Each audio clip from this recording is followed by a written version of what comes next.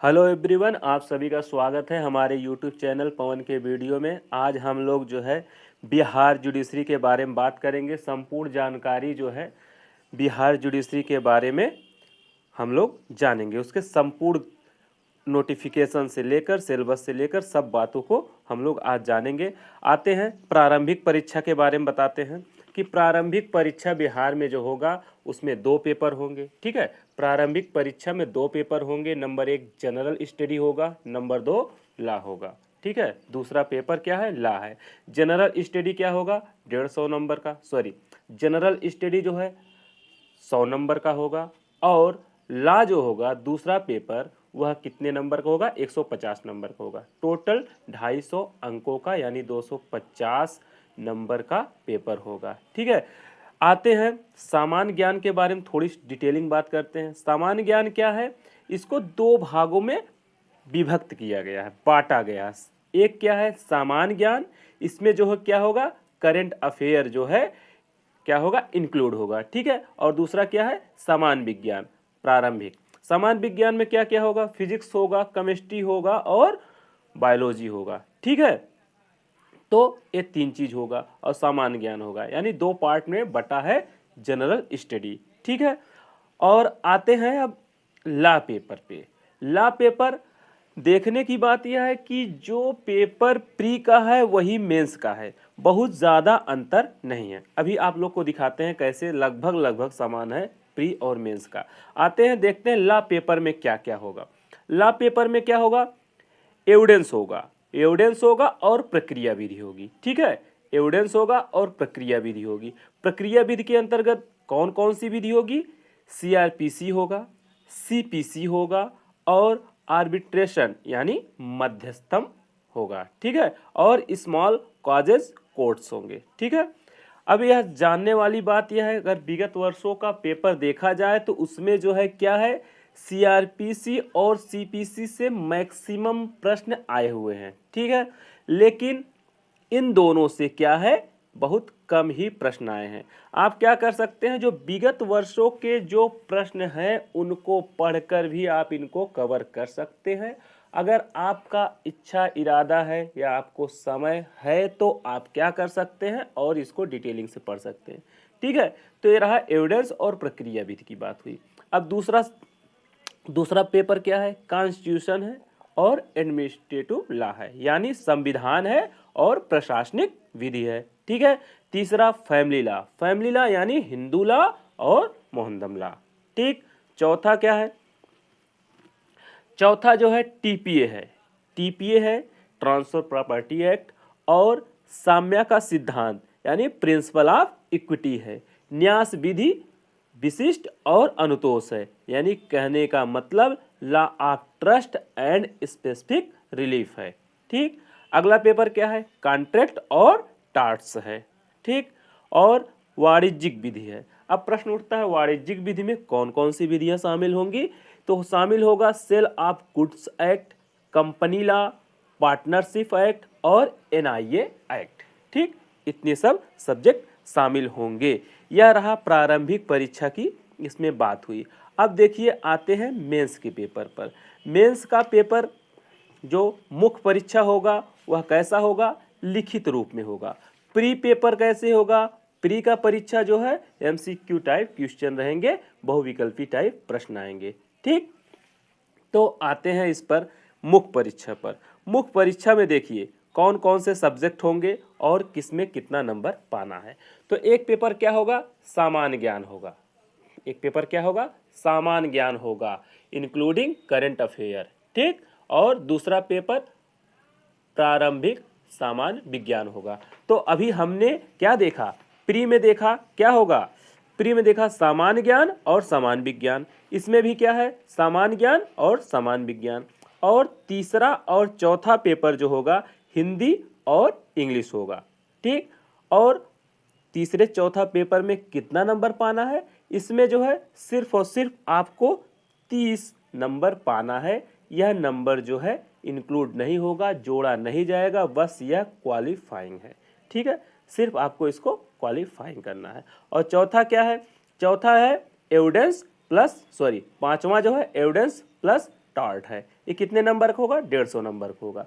सामान्य ज्ञान जो है 150 नंबर का, सामान्य विज्ञान 100 नंबर का, सामान्य हिंदी 100 नंबर, सामान्य अंग्रेजी 100 नंबर, लेकिन ये क्वालिफाइंग होंगे, ये नंबर नहीं जोड़े जाएंगे, एविडेंस और टार्ट का जोड़ा जाएगा, अर्थात 150 नंबर का। ठीक, इसके अलावा छठा जो होगा यह आपको क्या होगा? ऐच्छिक विषय होंगे, जिसमें से आपको क्या करना है? आपको कोई एक विषय चुनना है। ये ऐच्छिक विषय में कौन कौन से विषय होंगे? तो देखिए, जो जो सब्जेक्ट पर हमने स्टार लगाया है, इसमें जो प्रारंभिक परीक्षा थी, प्रारंभिक परीक्षा में कॉन्स्टिट्यूशनल एंड एडमिनिस्ट्रेटिव लॉ, इसको आप ले सकते हैं, या इसको आप नहीं लेना चाहते, दूसरा ले सकते हैं हिंदू एंड मुस्लिम लॉ, यानी फैमिली लॉ ले सकते हैं, या ले सकते हैं टीपीए, साम्य सिद्धांत, न्याय विधि विशिष्ट और अनुदेश ले सकते हैं, और चौथा ले सकते हैं कॉन्ट्रैक्ट प्लस टार्ट, ये ले सकते हैं, या वाणिज्यिक विधि ले सकते हैं। इन पांचों में से कोई एक ही आपको चुनना है। ठीक है, यह हो गया हमारा मेंस का। ठीक, मेंस होगा, तो जो ये मेंस होगा उसके बाद क्या होगा? इंटरव्यू होगा। इंटरव्यू कितने नंबर का होगा? 100 नंबर का होगा। इंटरव्यू होगा 100 नंबर का, जिसमें आपको 35% पाना अनिवार्य है। अगर आप 35% नहीं पाते हैं तो आप फेल हो जाएंगे, आपका सिलेक्शन नहीं होगा। भले हो सकता है आपका इंटरव्यू और मेंस का जोड़ने से क्या हो, आप बिहार में टॉप कर रहे हो, आप टॉप भी कर रहे हो, फिर भी आपका सिलेक्शन नहीं होगा यदि आप 35% जो है इंटरव्यू में नहीं पाते हैं। ठीक, तो ये रहा प्री और मेंस रहा। अब आते हैं, बात करते हैं इस डिटेलिंग के बारे में कि भाई और क्या क्या योग्यता हैं और कौन कौन पेपर दे सकता है, डेट क्या है। तो पहले इस पे बात करते हैं कि जो एलएलबी का पेपर है, जो कोई भी अभी एलएलबी कर रहा है, तो उसको क्या करना होगा? जो कोई भी व्यक्ति अभी एलएलबी कर रहा है, वह यदि 27 मार्च 2023 तक अगर उसका रिजल्ट आ जाता है तो वह व्यक्ति फॉर्म डाल सकता है, फिलअप कर सकता है। यानी जो अभी एलएलबी कर रहे हैं उनका अगर फाइनल ईयर का जो है एग्ज़ाम हो गया है, हो रहा है, और 27 मार्च 2023 तक रिजल्ट आ जाता है, तो वह जो है फॉर्म डाल सकते हैं। उनके लिए यह बहुत बड़ी अपॉर्चुनिटी होगी। ठीक है, और फॉर्म भरने से पहले एक बात बहुत ध्यान दे दीजिए, इसको आप लेके जाएंगे तभी फॉर्म भरा जाएगा, तभी फुल फिलअप होगा। ठीक है, क्या होगा? एक प्रमाण पत्र चाहिए। किसका प्रमाण पत्र? आपको प्रमाण पत्र चाहिए जिस भी कॉलेज से आपने एलएलबी की है। ठीक है, उस कॉलेज के द्वारा आपको एक प्रमाण पत्र जो है देगा, कॉलेज देगा। कौन देगा? कॉलेज देगा। जो जिस कॉलेज से आपने लॉ किया है वह कॉलेज देगा। किस बात का प्रमाण पत्र देगा? कि जिस समय आपने एलएलबी किया था, जिस टाइम आपने एलएलबी किया था, उस समय उस टाइम पर वह क्या था? बार काउंसिल ऑफ इंडिया से मान्यता प्राप्त किया हुआ था। इस बात का प्रमाण पत्र कौन देगा? कॉलेज देगा आपको। ठीक है, और कौन कौन फॉर्म डाल सकता है? आपकी एज कितनी होनी चाहिए? आपकी एज जो है 22 ईयर्स होनी के चाहिए। 22 ईयर्स कब होना चाहिए? 1 अगस्त 2022 को कम से कम आपका एज 22 ईयर्स हो। उसके अलावा मैक्सिमम एज कितना है? तो मैक्सिमम एज है 2019 में कितनी होनी चाहिए? 35 साल से कम होनी चाहिए। यह बात ध्यान देने योग्य है, क्योंकि कोविड था, काफ़ी दिनों से कोविड था, इस वजह से रिलैक्सेशन मिला है। तो क्या है, 2019 से हो रहा है। ठीक, 2019 में 35 वर्ष होना चाहिए। यानी जिनका एज इस समय 19 हो गए, 20, 21, 22, 23, 39, 40 साल के करीब जो हो गए हैं लगभग, वो भी फॉर्म डाल सकते हैं। देख लीजिएगा अपना अपना अपने हिसाब से। ठीक है, और यह बात जो है ध्यान देने योग्य है कि प्री में जो कोई सिलेक्ट होगा किस हिसाब से होगा? तो जो सीट है 155 सीट है। कितने टोटल सीट आई हैं, कितने पोस्ट आए हैं? तो देखिए 155 क्या है, 155 पोस्ट आई है, इसमें निगेटिव मार्किंग नहीं है। तो 155 का 10 गुना यानी 1550 कितने होंगे? इसके 10 गुना जो है क्या किए जाएंगे? 10 टाइम्स सिलेक्ट किए जाएंगे, यानी 1550 लोग प्री में पास होंगे। ठीक है, एक बात यह भी ध्यान देने योग्य है कि हो सकता है कि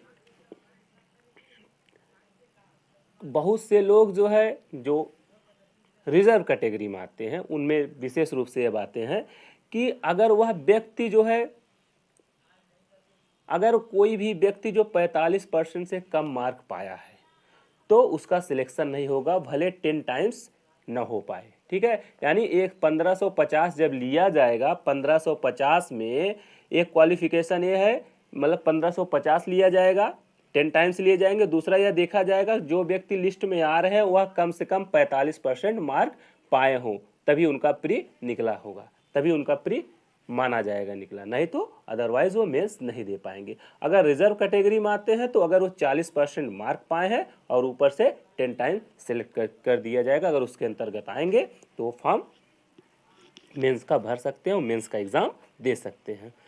फॉर्म भरने का डेट जो है क्या है, 27 फरवरी से स्टार्ट है। ठीक है, और 27 मार्च तक फॉर्म भरा जाएगा। ठीक है, कितना डेट है, 27 फरवरी 27 मार्च, यहाँ इवेंट की यानी 1 माह का टाइम है। एग्ज़ाम डेट अब क्लियर हो गया है। एग्ज़ाम डेट कितना है, 4 जून को एग्ज़ाम होगा और 4 जुलाई को क्या आ जाएगा, रिजल्ट आ जाएगा। ठीक है, तो एग्ज़ाम डेट भी हमको क्लियर हो गया कि 4 जून को एग्ज़ाम होना है और उसका रिजल्ट 4 जुलाई को आएगा। और मेंस कब होगा, अभी तक तो उसका कुछ नोटिफिकेशन नहीं आया है, जैसे ही आएगा उसको हम अवश्य उसका अवगत करा देंगे। धन्यवाद।